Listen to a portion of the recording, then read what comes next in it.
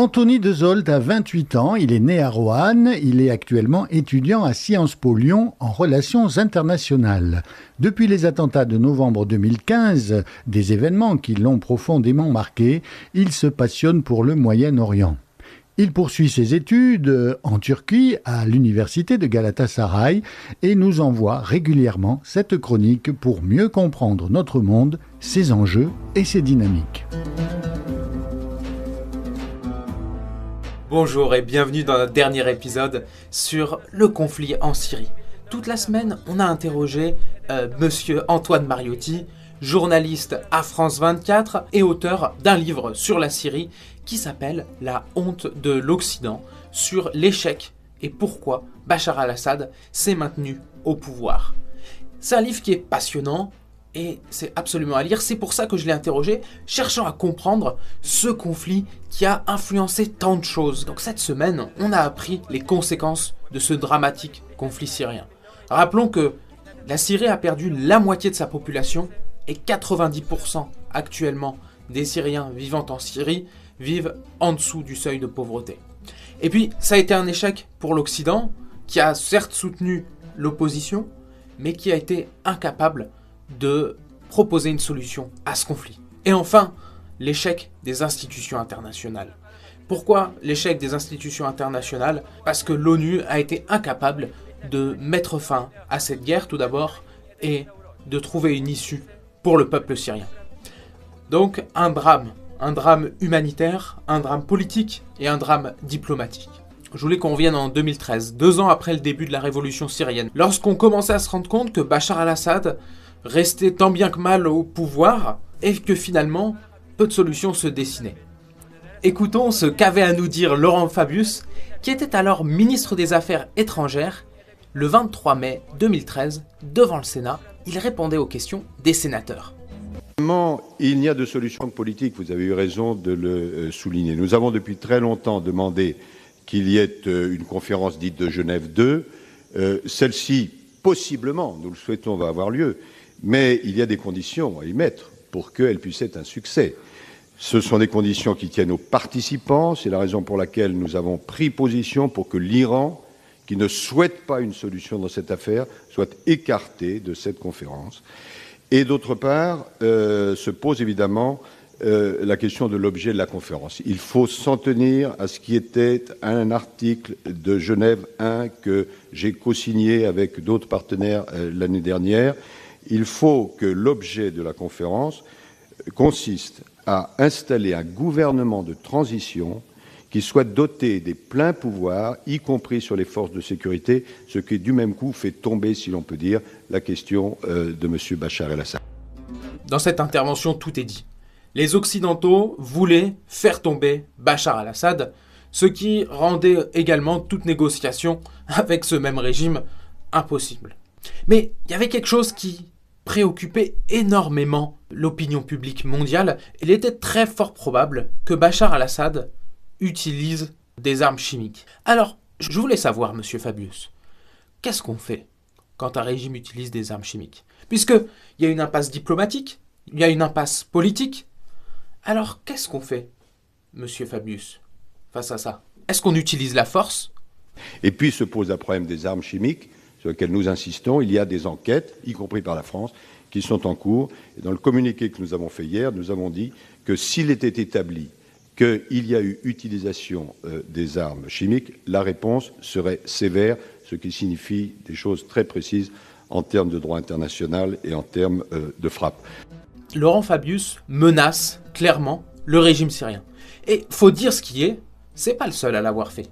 Antoine Mariotti va nous expliquer un petit peu le déroulement de ces événements. Dans le cadre de la Syrie, le conflit a donc démarré début 2011. En 2012, on commence à avoir des petites alertes, des accusations d'attaques chimiques, à petit niveau, à droite, à gauche. Tiens, on nous dit que là, il y a une attaque chimique menée contre l'opposition. Tiens, là aussi. Et donc, ça a commencé à alerter à la fois les services de renseignement, les différents responsables politiques dans la région, mais aussi en Europe et aux États-Unis.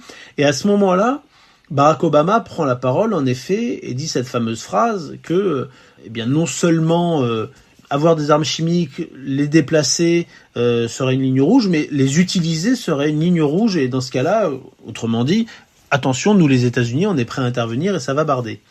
Sauf que il y a des soupçons qui sont de plus en plus importants. Il y a des attaques confirmées, mais on n'arrive pas les services de renseignement, la CIA, la DGSE, le MI6 britannique n'arrivent pas à avoir la certitude qui tiendrait devant un juge, par exemple, pour donner une image, que c'est bien le régime qui les a commises, même si il y a peu de doutes et que les soupçons sont quand même très très forts contre le régime. Et arrive août 2013, il se trouve que moi c'est au moment où j'entre en Syrie, et là il y a des attaques d'ampleur.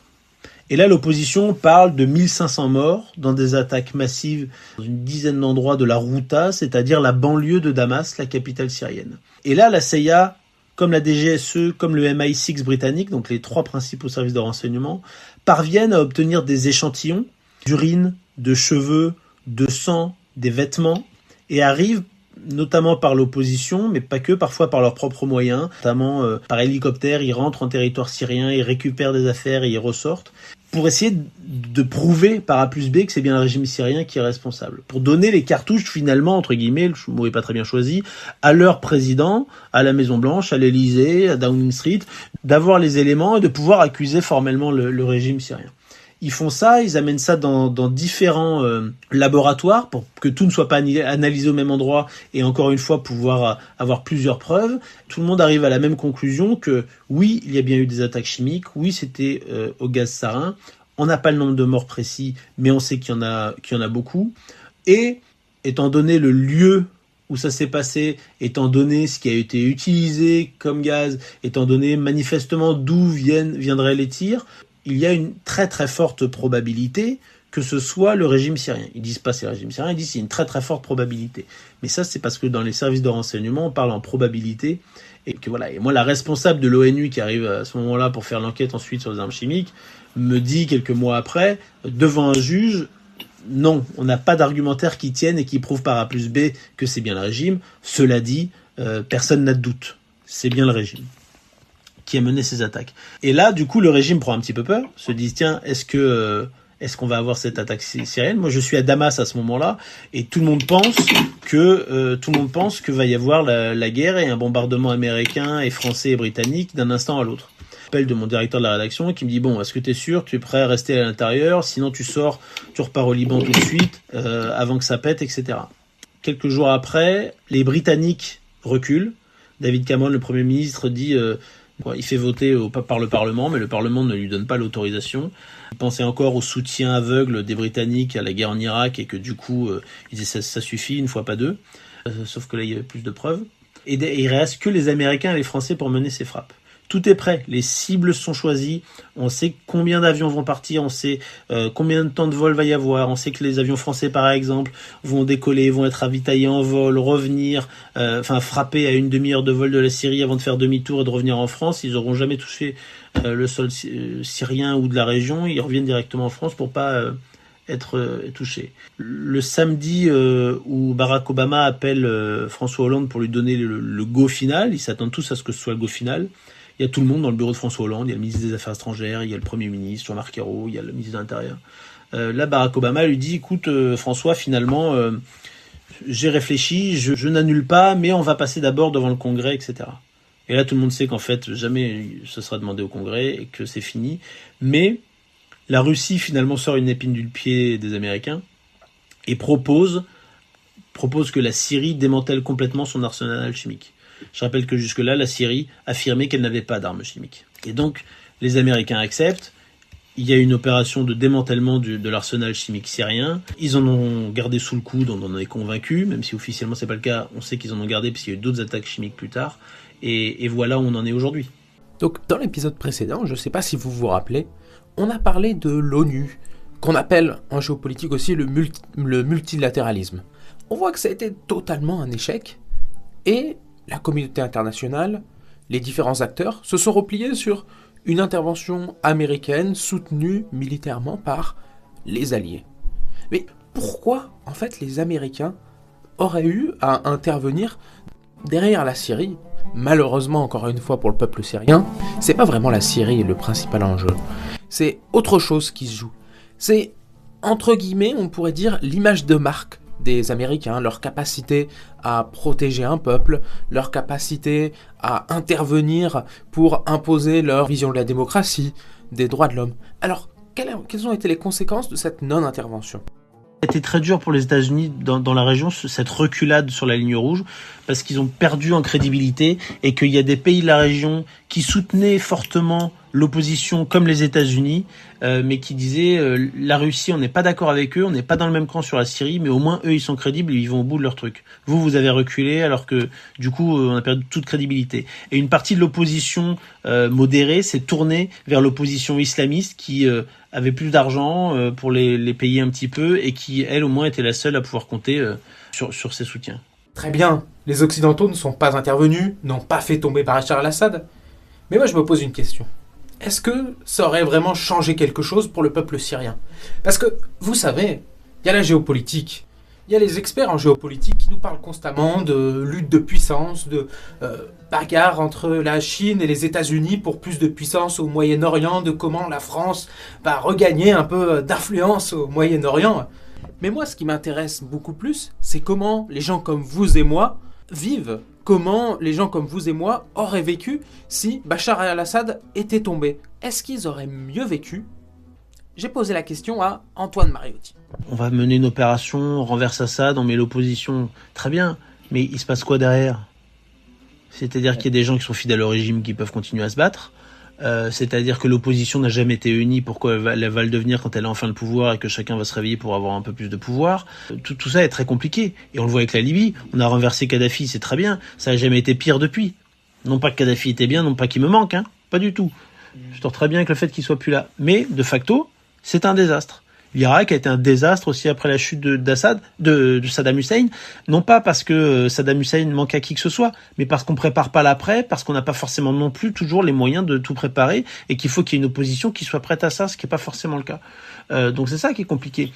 Ce qu'on peut apprendre, c'est que si on est prêt à renverser un régime, qui n'est pas forcément très légal, qui est pas forcément très moral. Ça dépend des situations, ça dépend des pays, ça dépend qui mène ça dépend de comment ça se fait. Bon bref, il y a quand même des lois dans le monde, on peut pas faire n'importe quoi et renverser n'importe quel régime.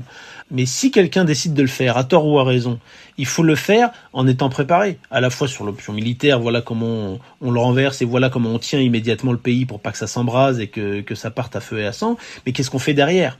Ce travail a commencé à être fait avec le département d'État et toutes les agences un peu américaines avant que Barack Obama dise stop, on n'interviendra pas. Et il y a eu un travail en interne, j'en parle dans le livre en détail, pour dire voilà, qu'est-ce qu'on fait ? Quelle gouvernance on peut proposer ? Quel est ce qu'on peut faire pour l'économie ? Qu'est-ce qu'on peut faire pour l'éducation, etc.